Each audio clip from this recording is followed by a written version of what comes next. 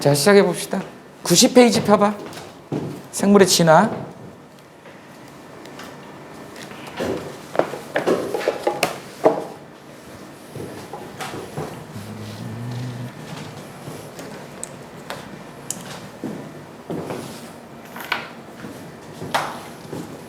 원래 여기 제목이 진화와 변이죠.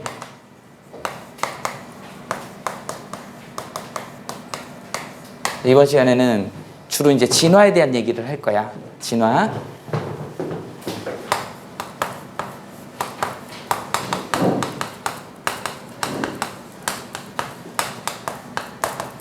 진화 그러면 뭐니?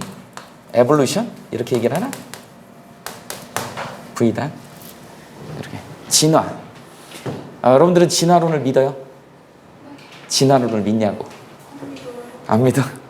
선생님도 과학생이지만 진화론을 믿지 않습니다. 선생님은 무신론자야. 정규는 없어. 근데 선생님은 창조론을 믿어요. 우리 너무 신기하게 생기지 않았니? 니네 봐봐, 얼굴 거울 봐봐, 다 신기하게 생겼잖아. 그렇죠? 너무 정교하게 만들어졌죠. 이렇게 신기하게 정교하게 만들어질 수가 없어. 이건 분명히 누군가 절대자가 만드는 것 같아. 느낌은 그래. 선생님 종교는 없지만 우리 보통 얘기하는 하나님이라고 하는 사람이 만들어, 또는 뭐 우리보다 절대자인 뭐 외계인이 와서 만들었을 수도 있죠. 그죠? 그치, 뭐 우리가 진화했다. 진화의 문제점이 뭐냐면, 니네 진화론을 보죠. 우리 영장류 중에 뭐 침팬지나 오랑우탄 이런 애들이 이제 사람으로, 그죠? 원래는 네 다리로 이렇게 걷다가 이렇게 두 발로 이렇게 직립보행을 하다 이렇게 됐다. 이제 그 진화적인 증거를 대면서 그렇게 진화했을 것이다라고 얘기하는 게 이제 진화론인데, 진화론의 문제점은 뭐예요? 지금도 진화하고 있어야 되는데 지금도 진화하고 있는 중간 단계가 없다라는 것이지. 그리고 실제로 이제 우리 요새 DNA 분석하는 거 이런 게 되게 발전했는데, 우리 영장류인 침팬지 오랑우탕하고 우리하고 그 결정적인 차이가 있어, 유전자에. 이제 그런 문제 때문에 이게 진화론이 조금 오버 아닌가라는 이제 과학자들 사이에서 얘기가 나오고 있습니다. 그리고 그래서 이제 그 해법을 찾으려고 했던 그 중간 단계, 그러니까 오랑우탕에서 사람으로 이렇게 넘어가는 단계를 이제 사람들이 예상했던 게 빅풋 알아? 니네? 빅풋. 서린. 뭐 전설 속에 나온다, 아니면은 뭐 발견했다. 그런데 사진들로 나오는데 왜 그런 사진들은 늘 선명, 요새 카메라 그렇게 좋아졌는데 왜 그런 사진들은 그렇게 흐릿한 거야. 그죠? 그래서 정확하게 발견이 안 됐어요. 어떤 학자들은 털을 발견했는데, 나뭇가지에 낀 털을 발견했는데 그 털을 갖다가 유전자 분석을 했는데 사람하고 또 다르더래. 이게 중간 단계가 아닌 거죠. 그러니까 지금도 만약에 진화론이 맞다 그러면 지금도 진화하는 그게 있어야 되는데 그런 게 없더라는 거야. 이제 그래서 사실은 우리가 이제 과학에서는 진화론을 믿을 수밖에 없잖아요. 그렇다고 창조론 쪽으로 가게 되면 약간 종교적인 색채가 들어가는 거니까. 요새 대학에서는 진화론은 강의를 안 해. 아예 없어졌잖아. 우리 이제 고등학교 교육과정에나 들어있으니까 선생님이 가르치는 거지 진화론 교육 안 합니다. 근데 창조론은 교육해요. 창조론 강의는 대학에 있어. 어디 있어? 신학대학에 있어요. 신학대학 있잖아. 그래서 하나님이 창조했다 뭐 이런 식으로 얘기해. 근데 선생님도 과학 선생님이지만 창조론이 맞는 것 같아. 진화론은 조금 너무 어거지로 껴맞춘 것 같은 느낌이 있어요. 그게 지금 이제 우리가 배우는 내용이다. 그래서 에볼루션, 진화. 진화가 어떤 식으로 일어나냐면 거기 뭐라고 나와 있어요? 생물이 오랜 기간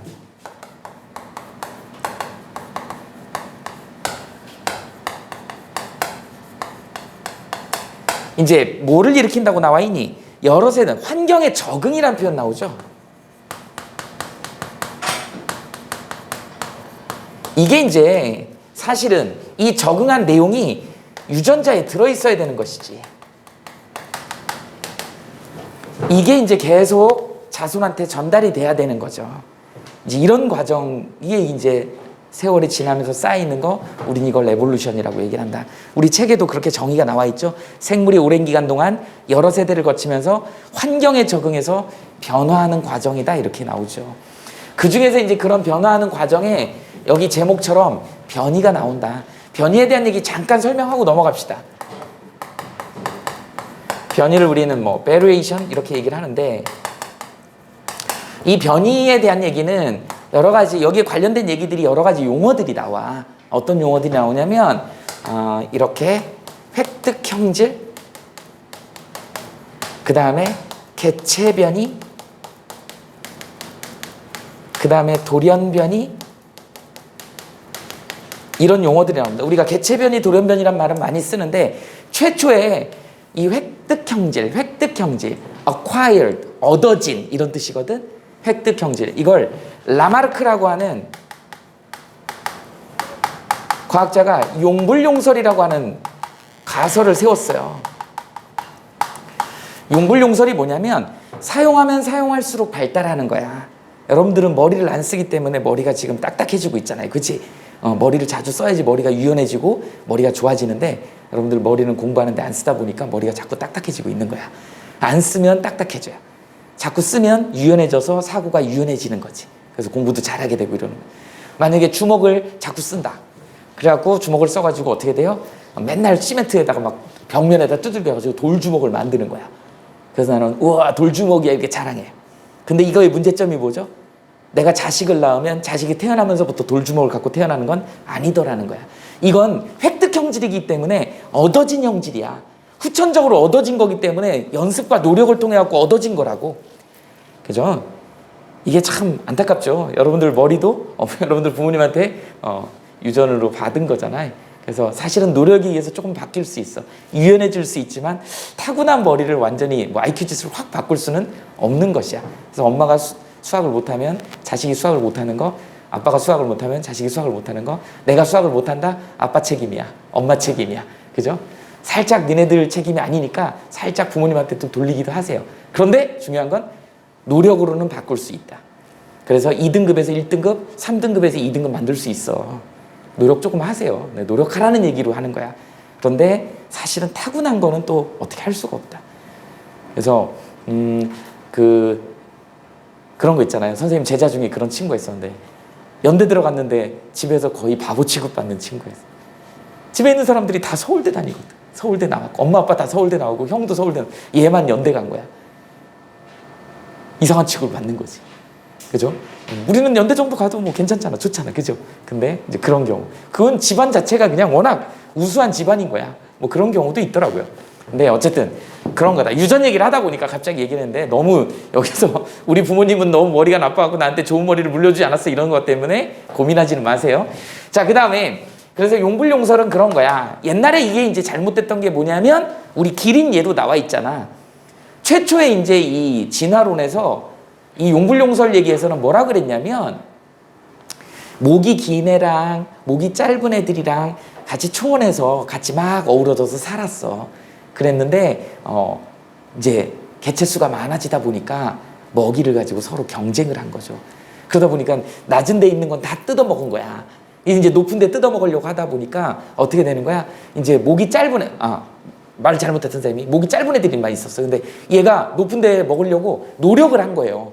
그래서 목을 자꾸 빼가지고 높은 곳에 있는 먹이를 따먹으려고 하다 보니까 얘가 목이 길어진 거야.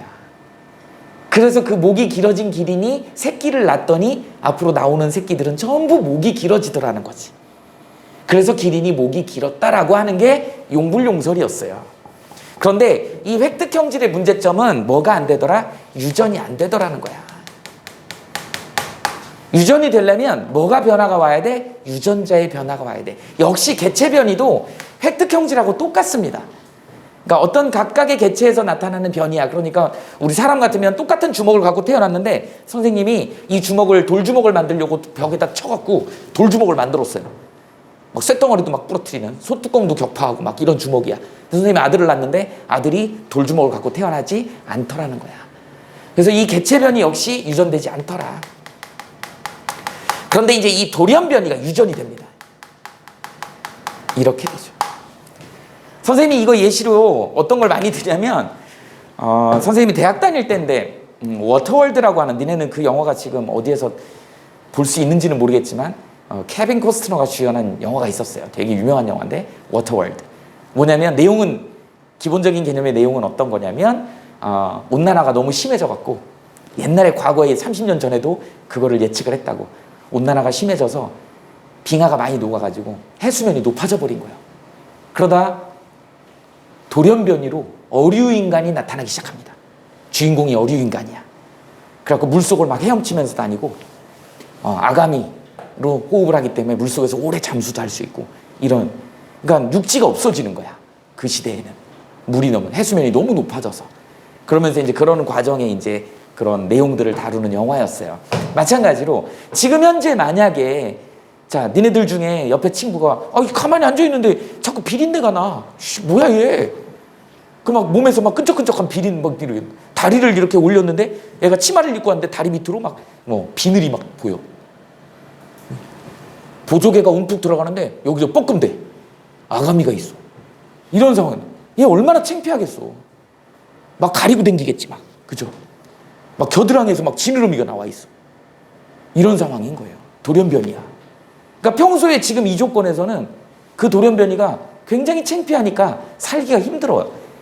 그리고 되게 불편하지. 지금 우리가 사는 데서 막 몸에서 비린내 나고 몸이 막 끈적끈적하고 막 미끌미끌거리고 그럼 얼마나 살기 힘들겠어. 그런데 이제 진화적인 관점에서 뭐라고 얘기를 하면 어느 날 갑자기 그것도 갑자기야. 갑자기 해수면이 하루 만에 확 높아져 버려요.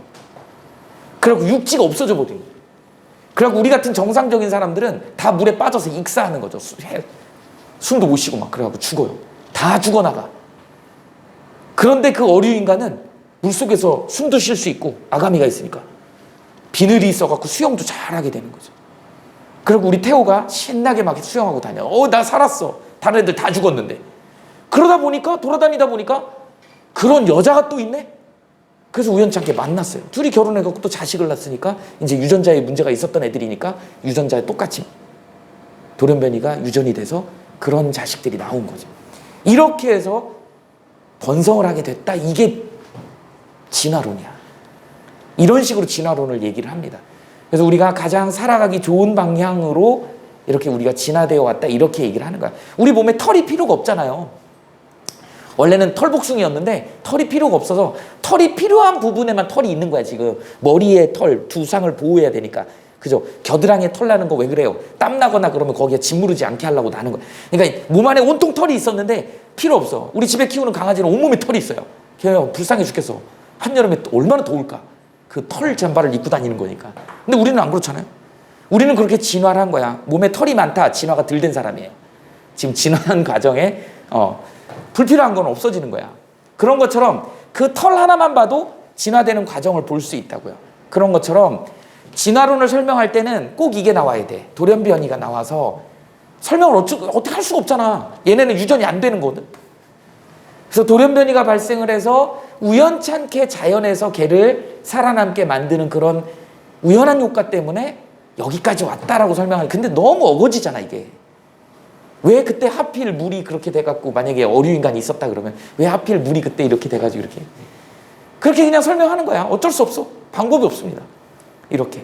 그러다 보니까 진화론이 조금 이렇게 타당성이 좀 그렇다 이런 얘기를 하는 거예요. 근데 지금 딱히 설명할 방법이 없는 거야. 그래서 우리는 진화론을 믿고 있는 겁니다. 그죠? 그래서 현대 종합설은 이 돌연변이설이 꼭 들어가야 돼요. 왜? 유전자가 변화가 와야지 이게 이제 변화가 오기 때문에. 그렇지. 이런 획득형질이나 개체변이는 유전되지 않기 때문에 이제 문제가 있다. 그래서 얘네 둘을 이 개체변이에 대한 얘기가 이제 우리 오늘 할 다윈의 자연선택설이지. 그래서 이 두 개를 비교를 좀 해보자고요. 얘가 이제 주도적이야. 요 내용을 알고 있으면 됩니다. 먼저 이거 전에 아까 잠깐 얘기했지만 용불용설은 뭐였다? 초원에 기린들이 있었는데 원래 기린은 목이 그렇게 길지 않은 짧은 기린, 목 짧은 기린들이 많이 살았다. 그런데 얘네들이 그냥 자유롭게 풀 뜯어먹고 살다가 먹이가 부족하게 됐다. 먹이 경쟁을 하다 보니까 가까운 데 있는 건 다 뜯어먹고 이제 높은 나무에 있는 걸 먹어야지 살아남을 수 있다 보니까 얘네들이 목을 빼가지고 노력했다. 그러다 보니까 목이 길어진 애들이 살아남았다. 그 목이 길어진 애들 암수가 만나가지고 결혼해갖고 새끼를 낳았더니 목이 긴 애가 태어났다. 이렇게 결론을 내린 거였어.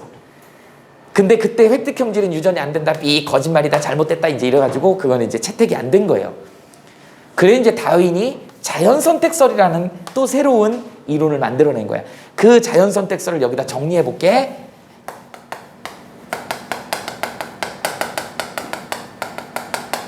니네 자연선택설 우리 순서가 뭐가 나오니? 처음에 과잉생산이라는 표현이 나오죠. 그 다음 뭐가 나와? 변이가 나오죠. 그 다음에 생존 경쟁. 그 다음에 여기서 이제 적자 생존이라는 표현이 나오는데요. 이걸 우리는 다른 표현으로 자연 선택이다. 이렇게 얘기를 합니다. 그래서 얘가 우리 이제 전체적으로 다 계속 진화돼서 나오더라. 이런 결과로 설명을 합니다. 이 과잉 생산이라고 하는 건 뭐예요? 지금 우리나라가 큰일이지. 라디오 뉴스 같은 데 가끔 나오더라고. 오늘 아침에도 나오던데. 광고로 나오던데. 앞으로 2045년? 지금 몇 년이냐? 2021년이지.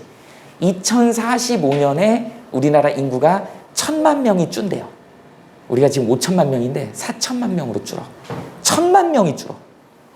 엄청 많이 주는 거예요. 4분의 1, 5분의 1이냐? 주는 거야. 5분의 1이 주는 거야. 너무 안 나요. 지금 0.85%? 0.85? 그러니까 한 명을 못 낳는 거야. 무슨 말인지 알겠지? 그러니까 계속 줄 수밖에 없는 거지. 이 1이면은 한 명 죽고 한 명 태어나는 게 1이야. 그럼 유지되는 거잖아. 근데 지금은 0.85니까 죽는 사람이 더 많은 거지. 태어나는 사람. 뭐 그렇게 이해를 하면 돼요. 그래서 2045년에는 4천 명이 된대. 이거 우리가 애를 안 낳는 이유가 뭐예요? 애 키우기가 너무 힘들어. 조건이 별로 좋지 않습니다. 그래서 근데 자연은 어떠니? 과잉 생산. 그때 당시에 우리 보통 과잉 생산을 이렇게 표현하는데 J자형 생장 곡선으로 이렇게 얘기합니다. 니네 이제 생명을 하다 보면 생태계 쪽에 보면 이게 나와. 기하급수적으로 늘어난다 이런 표현을 쓰죠. 짝짓기를 하는데 암수가 만나서 새끼를 낳는데 이 새끼들이 또 짝짓기를 해갖고 밑으로 기하급수적으로 퍼져나가면 익스포넨셜 한다고 그러죠. 지수함수적으로 증가하지. 그래서 개체수가 이렇게 많이 늘어나야 된단 말이지. 그러니까 생장곡선이 이렇게 J자형 곡선이 이게 이론적인 생장곡선이야. 그런데 과연 이럴 것이냐는 얘기야. 이러지 않더라는 거죠. 실제로는 S자형 생장곡선을 그립니다. 이러다 가다 일정해진다. 이게 실제 생장곡선이야. 이렇게 되죠. 그러면 이 차이, 이 갭을 우리는 뭐라 그래? 이걸 우리는 환경 저항이라 그래. 니네 환경 저항에는 뭐가 있겠니? 서식지 경쟁도 있고 먹이 경쟁도 있고 그 다음에 이제 노폐물 같은 거 얘네들 똥오줌 막 싸갖고 그것 때문에 감염돼갖고 죽기도 하고 막 그래요. 이제 그런 문제들. 이게 명확하게 잘 해결이 되면 이 개체수, 이 실제 생장량이 이렇게 붙을 거, 생장 곡선에 붙을 거야. 실제 생장 곡선에. 이게 실제 생장 곡선이고 이거 이론 생장 곡선이죠. 그래서 이론 생장 곡선으로 이렇게 붙을 거야. 그런데 이렇게 갭이 차이가 나는 이유는 이런 환경 저항이라고 하는 서식지 경쟁, 먹이 경쟁, 생존 경쟁을 서로 하잖아. 이런 문제가. 우리 인간 사람으로 지금 치면 우리 지금 어때요? 교육 환경이 어렵고 그 다음에 최근에 그죠? 코로나 시국 때문에 우리 집집마다 뭐가 높아? 엔겔 계수가 엄청 높죠. 뭔지 알아? 전체 수입 중에 먹는 비용이 엄청나요.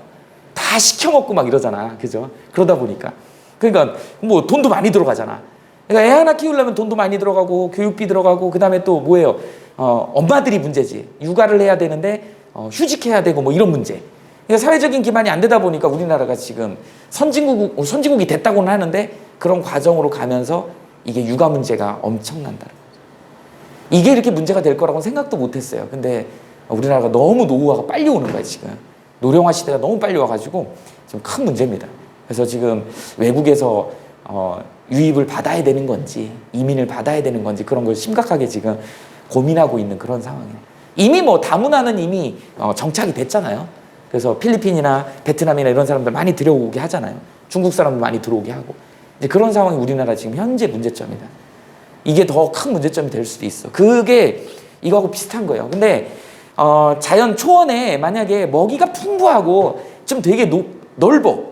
저기 아프리카의 세렝게티 초원 같은 그런 국립공원이잖아. 그런 데였다. 그러면 거기에 있는 예를 들어 기린이었다. 그럼 기린끼리 자기네들끼리 자유롭게 교배를 하는 거지. 왜? 새끼 낳아도 다 관리해주고 먹을 것도 되게 많으니까. 그러니까 이제 어떻게 되는 거야? 거의 이론적인 생장 곡선에 가깝게 막 생산해내겠지. 자식들을 막 낳겠지. 그게 과잉 생산이야. 그런데 낳는 과정에서 이제 어떻게 되겠냐? 야, 우리 유성생식을 하는 거잖아. 유성생식을 하면 선생님한테 이 수업을 들은 학생도 있지만 정자 난자가 만들어질 때 다양한 정자 난자가 만들어지잖아. 무성생식하고 틀리게 니네 중학교 때도 배웠지. 유성생식을 하게 되면 다양한 유전 형질을 갖는 그런 정자와 난자가 형성이 되게 돼 있어. 그럼 그게 조합이 만들어지기 때문에 다양한 변이가 나타나게 되는 것이에요. 그러니까 목의 길이로 얘기했을 때 이렇게 과잉 생산을 해놓으면 어떤 문제가 생기냐면 목이 긴 애도 태어나고 목이 짧은 애도 태어나더라는 거지. 이게 다윈이 주장한 자연선택설의 앞부분이야. 자, 다시 서식지가 굉장히 넓고 세렝게티 초원을 상상하세요. 자, 누가 관리도 해주고 먹을 것도 많고 서로 경쟁할 필요도 없고 그런 상황이면 암수 커플들이 새끼를 왕창 낳는다는 거예요. 우리나라도 마찬가지. 여러 가지 여건들이 만들어지면 그래서 우리 누구냐 그 허경영 아저씨는 옛날부터 대단한 분인 것 같아요. 어찌 보면 결혼하면 1억씩 장려금 준다 그랬잖아. 그때는 말도 안 된다는 소리를 막 10몇 년 전에는 말도 안 된다 그랬어. 근데 지금 대선 주자들이 그 공약을 따다가 결혼하면 왜 5천만 원 준다 3천만 원 이러고 있어요. 그러니까 어찌 보면 선견지명이 있는 사람인 것 같아. 그런 느낌도 좀 있어요. 내 눈을 바라봐, 그죠? 근데 찍지는 않을 것 같아. 하여튼 그렇습니다. 근데 대단한 사람인 것 같아요. 미리 그걸 앞서서 예견할 수 있다라고 하는 게. 그래서 그런 조건을 만들어주면 결혼했는데 한 사람한테 1억 준다 그러면 둘이 결혼하면 2억 주나? 뭐 예를 들어서 그런다 그러면 할만할 것 같아. 그러면 이제 결혼 장려해가지고 애들도 많이 낳고 그렇게 해서 애들을 많이 낳게 나면 이제 한 명 낳는 것보다는 10명을 만약에 낳았다. 그러면 10명 중에 다양한 애들이 나올 거 아니야. 그죠? 머리 좋은 놈도 나오고 나쁜 놈도 키 큰 놈도 나오고 키 작은 놈도 나오고 그죠? 발랄한 놈도 나오고 그죠? 그 다음에 착한 놈도 나오고 나쁜 놈도 나오고 뭐 이렇게 나올 거 아니야. 이런 변이들이 다양하게 일어날 거다. 그래서 우리 여기서 얘기하는 걸로는 기린이 태어났는데 기린이 목이 짧은 애도 있고 긴 애들이 태어나더라 라고 하는 것입니다. 그걸 우리는 변이라고 해요. 근데 얘네들이 이제 너무 많이 과잉 생산되다 보니까 생존 경쟁을 하더라는 거야. 그래서 목이 긴 애하고 짧은 애가 전부 풀을 뜯어 먹어요. 얘는 풀을 먹으니까 초식동물이니까 풀을 뜯어 먹는데 초원에 있는 풀을 다 뜯어 먹어버린 거야. 너무 개체수가 많아진 거지. 그러다 보니까 이제 어떻게 되는 거야? 높은 데 있는 걸 따먹어야 돼. 거기서 이제 문제점이 생기는 거죠. 어떻게? 목이 긴 애들은 유리한 거지. 목이 짧은 애들은 굶어 죽는 거죠. 이렇게. 그게 생존 경쟁이야. 생존 경쟁을 하면서 우리가 보통 적자 생존. 적당한 놈이 살아남았다 이거야. 그러니까 목이 긴 놈이 살아남은 거야. 그러면 목이 긴 놈은 애초부터 여기서부터 유전자를 목이 긴 걸로 갖고 있었던 거지. 이해돼요? 그러니까 그게 진화에 영향을 줄 수 있더라라고 하는 거가 이게 이제 다윈의 자연선택설이야. 그래서 이걸 자연이 선택해줬다. 적자 생존이다. 이런 표현을 쓴 거죠. 이 진화론이 이게 이 자연선택설이 언제 나왔냐면 18세기 때 나왔어. 언제냐면 산업혁명 시절에. 그러다 보니까 이게 좀 약간 좀 적자 생존 이런 표현이 조금 우월성, 우린 좀 우월해 뭐 이런 느낌하고도 좀 관련이 있잖아. 그래서 이 자연선택설이 그 민족주의 또는 너네 그 뭐라 그러지 인종차별주의 이런 것들하고 맞물려가지고 이게 이제 그거에 기반이 된 거야. 그래서 백인들이 흑인을 무시하고 이런 것들도 우리는 백인들은 하늘이 점지해준 그런 우수한 인종이야 뭐 이런 식으로. 그 다음에 니네 또 아는 뭐 있죠? 그 유태인들 학살했던 그런 것도 일종의 민족주의잖아요. 나치 독일. 나치가 게르만이잖아. 게르만이 유대인들보다 좀 유전적으로 좀 안 좋다 내지는 우월하지 못하다라는 게 약간 피의식이 있어가지고 히틀러가 그랬잖아요. 그래서 유대인들을 학살하게 된 거잖아.